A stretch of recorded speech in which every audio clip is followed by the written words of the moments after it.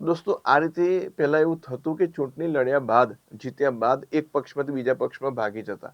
નોર્થની અંદર પેલી કહેવત પણ બની છે ને, આયા રામ ગયા રામ, એ અહીંથી જ બની છે કે પાર્ટી એક જ દિવસમાં ત્રણ ત્રણ પક્ષ બદલી નાખ્યા હતા. પછી રાજીવ ગાંધી સરકારમાં નક્કી કરવામાં આવ્યું કે ભાઈ આ ના ચાલે, સરકાર સ્થિરતા ક્યારે મેળવશે, એટલે નક્કી કર્યું કે ચૂંટણી જીત્યા બાદ એકલ દોકલ પક્ષ નહીં બદલી શકાય. બદલવો હશે તો મિનિમમ 1/3 સભ્યોને પક્ષ બદલવું પડશે. મિનિમમ 1/3 સભ્યોને બદલવું પડશે એસ્પિરન્ટ. અને જો કદાચ જો કોઈ વ્યક્તિના પછી પણ એન્ટી ડિફેક્શન લો છે એનું પાલન નથી કરતો તો શક્ય છે કે એનું સભ્યપદ રદ થાય દોસ્તો.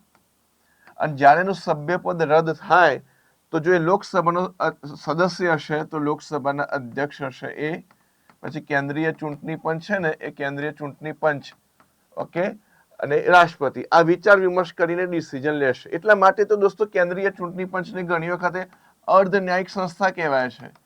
એ ચૂંટણી તો કરે છે પરંતુ કોઈ કેન્ડિડેટ એનું ભવિષ્યનું ડિસિઝન પણ લે છે કે હવે તે સભ્ય છે કે ગેરલાયક છે, ડિસિઝન લે છે. એટલા માટે અર્ધ ન્યાયિક સંસ્થા પણ કહેવામાં આવે છે.